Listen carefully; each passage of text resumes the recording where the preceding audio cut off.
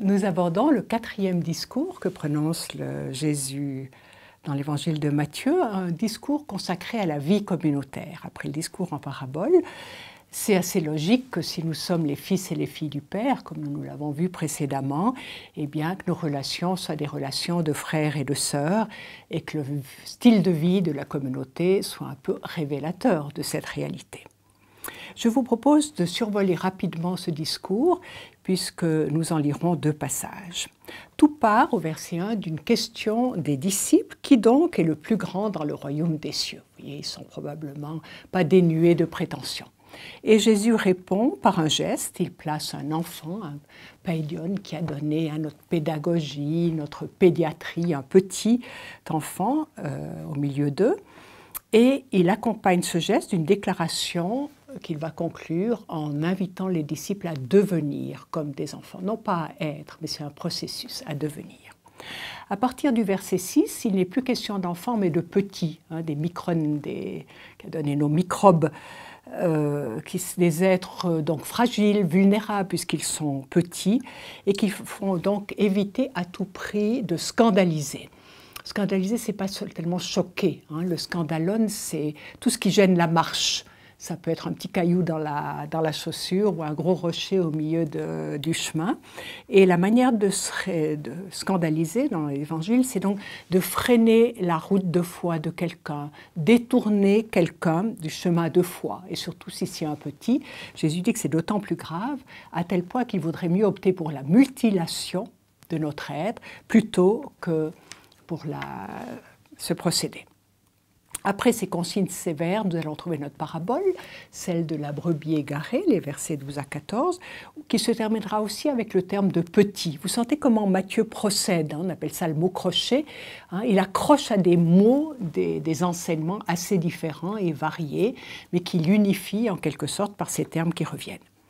Pour, après les enfants, les petits, au verset 15, parler de frères, et en particulier du frère qui pêche, et qu'il faut inciter à la fidélité, c'est le thème de la correction fraternelle, les versets 15 à 17, pour en arriver au verset 18 sur le « vous » des disciples, vous les membres de la communauté, à qui Jésus s'adresse avec solennité, « Amen, je vous dis », et il leur dit beaucoup de choses en 3 versets.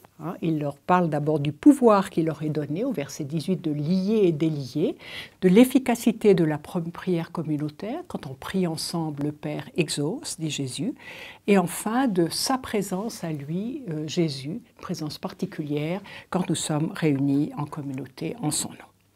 Et le discours s'achève sur le thème du pardon que nous aborderons la prochaine fois. Nous lisons donc aujourd'hui la parabole de la brebis égarée, les versets 12 à 14, un texte court que je lis. « Que vous en semble, s'il y a un homme sans brebis et que s'égare l'une d'elles, ne laissera-t-il pas les 99 autres sur les montagnes et étant parti, il cherche l'égarée ? Et s'il lui arrive de la trouver, en vérité, je vous dis qu'il se réjouit pour elle plus que pour les 99 qui ne se sont pas égarés. De même, il n'y a pas de volonté chez votre Père qui est dans les cieux que soit perdu un de ses petits. » Nous connaissons mieux la version de Luc, qui se trouve au chapitre 15 de son évangile, la brebis perdue, où Jésus répond en quelque sorte par cette parabole et celle de la drachme et du fils perdu, parce qu'on lui reproche de manger, de fréquenter les pécheurs et de manger avec eux. Et nous préférons en général la formule de Luc parce la quête est plus intensive, le berger cherche jusqu'à ce qu'il l'ait trouvée, il a un geste de tendresse pour la brebis quand il la retrouve, il la porte sur ses épaules, il fait la fête ensuite, et nous n'avons pas tout ça dans la version de Matthieu qui est a priori plus austère. Nous ne savons pas dans quel contexte Jésus a raconté cette parabole, mais on voit bien que Matthieu la place à un endroit bien précis dans le discours sur la vie en communautaire. Il l'a probablement sorti de son contexte initial pour choisir de la mettre là. Ça veut dire qu'elle va nous parler de nos relations fraternelles. L'histoire, donc une histoire fictive, fait appel à l'expérience des auditeurs, la vie pastorale, berger, troupeau, comptage des bêtes. ce n'est pas forcément notre expérience. Mais ça nous demande un petit dépaysement que d'entrer, par exemple, dans ces paraboles à tonalité agricole ou bucolique, etc.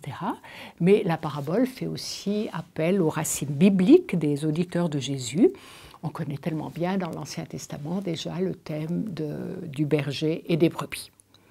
Je le survole rapidement.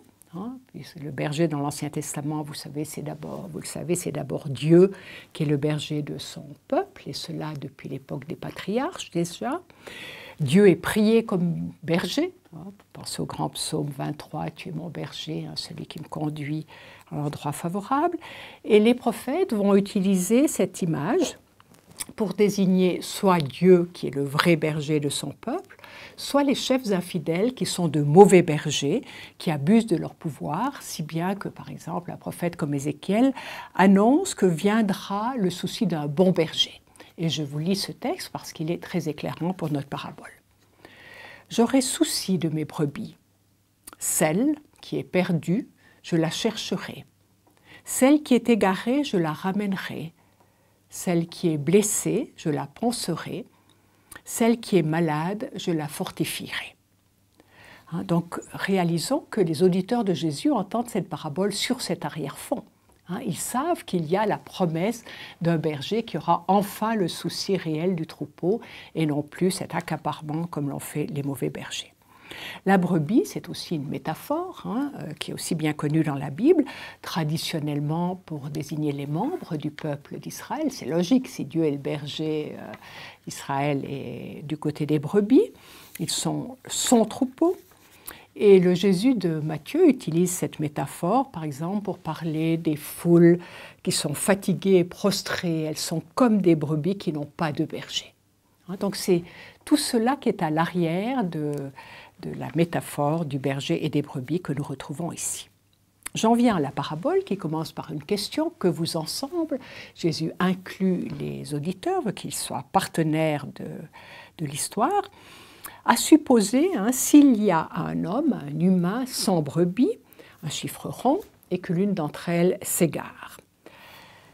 Est-ce qu'il y a une différence entre le fait que la brebis soit égarée, comme c'est le cas chez Matthieu, ou perdue, comme c'est le cas dans la version de Luc? J'allais dire, le résultat c'est le même, c'est que le berger est en manque d'une brebis. En fait, les deux termes ne sont pas synonymes. Et c'est important, puisque Matthieu parle de s'égarer, que nous interrogions sur la signification de ce verbe. Matthieu l'utilise, quand on ne sait pas quel sens a un terme, vous voyez, on va voir les autres endroits de l'Évangile où le terme revient. Et les autres endroits où nous le trouvons, il s'agit d'une part des Sadducéens, d'un groupe religieux qui s'égarent parce qu'ils ignorent les Écritures et la puissance de Dieu. Vous voyez, ils sont en train de s'égarer faute de contact suffisant avec les Écritures, etc.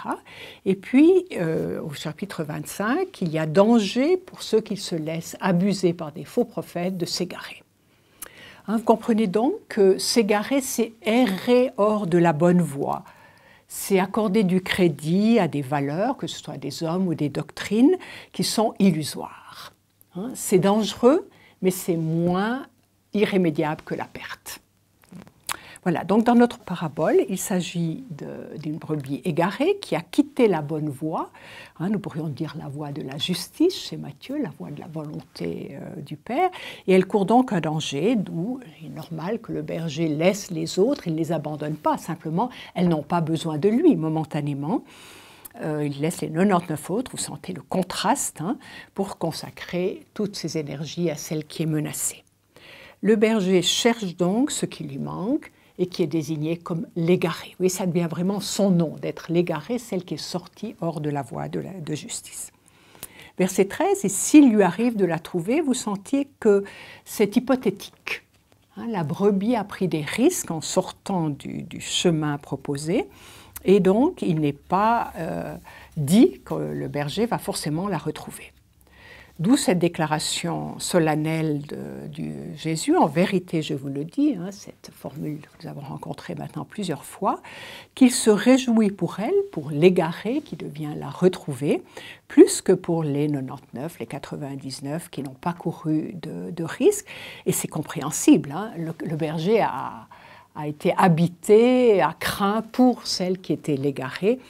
C'est ce qui manque, qui devient particulièrement important, nous le savons tous, et c'est ça qui mobilise notre attention, d'où la joie du berger, ce qui n'est pas un thème très fréquent chez Matthieu. En conclusion, verset 14, avec la parabole est très brève chez Matthieu, deux conclusions différentes chez Matthieu et chez Luc.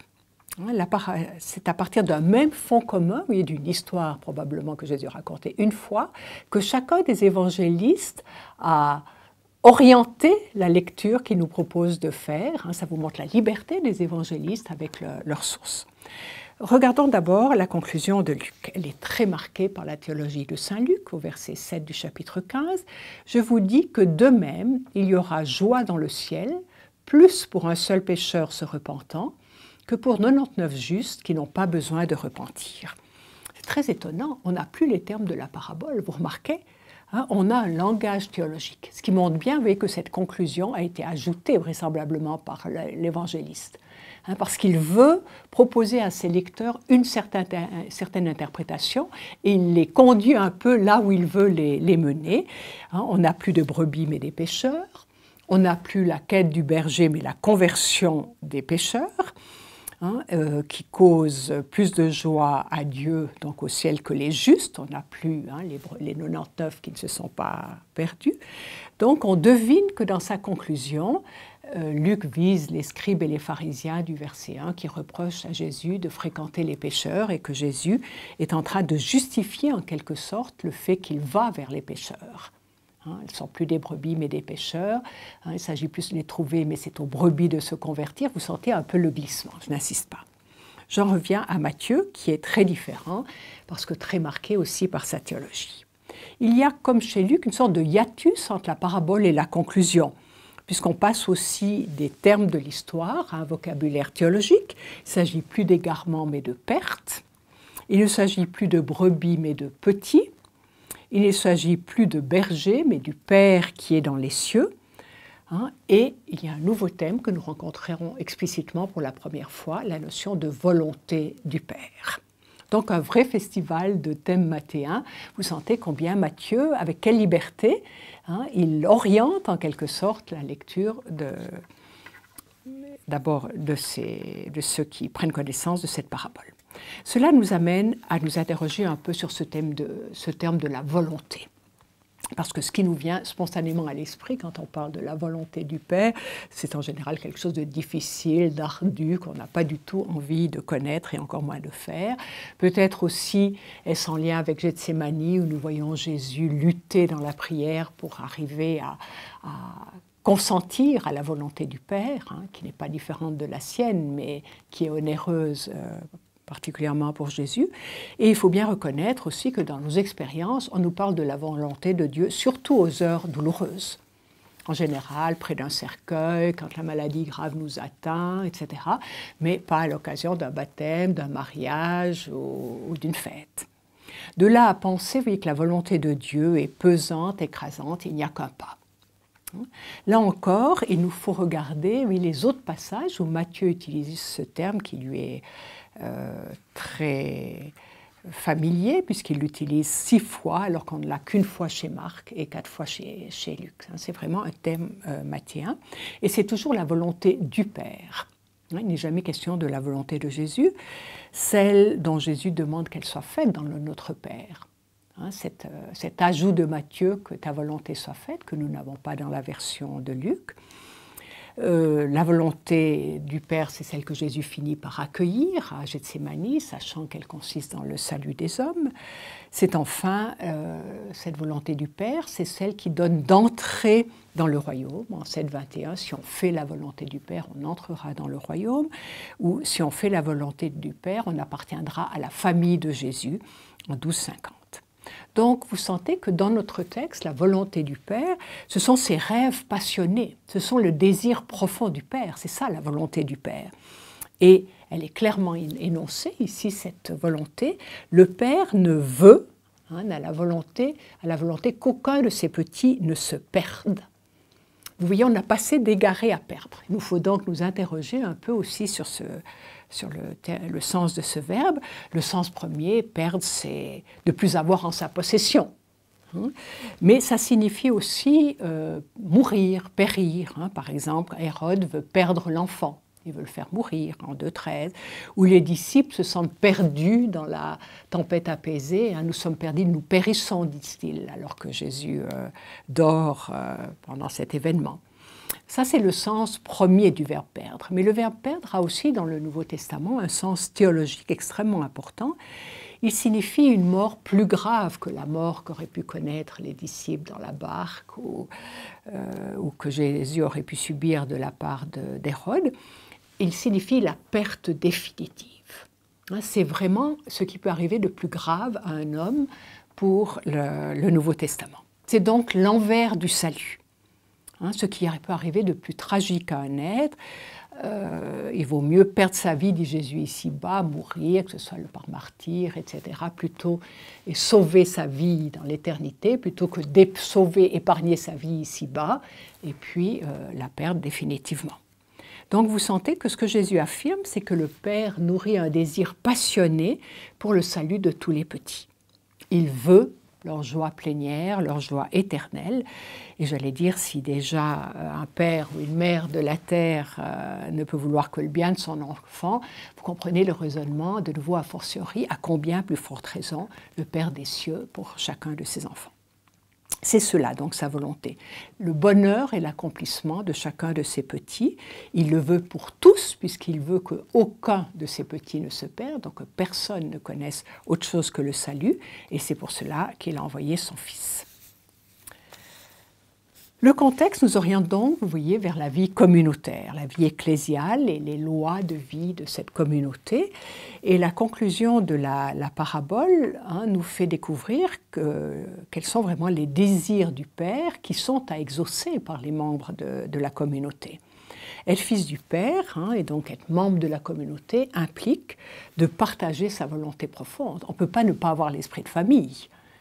Normalement, si tel est le désir du Père, les membres de la communauté, les disciples, doivent avoir le même désir. Et donc, il s'agit donc pour les membres de la communauté, d'après Matthieu, de partir comme le berger Jésus à la recherche du frère qui quitte le chemin proposé par Jésus, qui s'égare. C'est-à-dire de faire tout ce qui est possible pour que ce frère revienne de son égarement, sans quoi cet égarement pourrait se muer en perte et ce frère pourrait ne passer à côté du salut, ce que le Père ne veut en aucune mesure. Il est donc impossible de se prétendre, dit Matthieu, fils du Père, sans être frère de ses autres enfants. Et il est donc impossible de ne pas avoir l'esprit de famille, la même mentalité que le Père à l'égard de ses enfants, surtout quand ils sont menacés par l'égarement. Il me semble que la parabole, selon saint Matthieu, nous interroge d'une part sur ce que nous appelons la tolérance. Il est de bon ton aujourd'hui de parler beaucoup de tolérance, et c'est une belle vertu, mais il me semble que nous la confondons souvent avec l'indifférence du sort de mon frère. Souvent, nous la confondons avec l'individualisme. On a du reste aujourd'hui une conception très individualiste de la foi. Et le texte, me semble-t-il, dénonce cette pseudo-tolérance. Je ne peux pas ignorer mon frère qui est en danger. Il y a une invitation à rejoindre ce frère, bien sûr avec respect et discrétion. Et si je ne peux pas le rejoindre, parce qu'il n'est pas prêt à se laisser rejoindre et c'est sa liberté, je crois qu'il reste au moins la prière dont Jésus nous disait qu'elle est exaucée par le Père et qu'elle est voulue pour les membres de la communauté. Ça me pose aussi une autre question, peut-être encore un peu plus embarrassante, c'est est-ce que nous sommes prêts à nous laisser chercher? Parce qu'évidemment que l'égarement fait partie de toute vie et de toute aventure. Donc est-ce que le texte nous interroge au fond sur notre ouverture aux appels fraternels à la conversion, y compris à ceux que nous adresse l'Église, que nous accueillons peut-être parfois moins favorablement. Et en même temps, c'est rassurant, me semble-t-il, pour nous de savoir que d'autres frères se mettront en route à notre recherche par désir d'être les complices du Père dans la volonté d'éviter que nos égarements ne se muent en perte. Donc, vous voyez que ça interroge évidemment notre conception de la communauté ecclésiale. Est-ce que nous sommes bien des frères, évidemment pécheurs, mais qui prolongent la quête de Jésus et qui sont complices du Père dans son désir de la réalisation de chacun? Je crois qu'il y a de quoi nous interroger par rapport à ce que nous appelons tolérance et individualisme.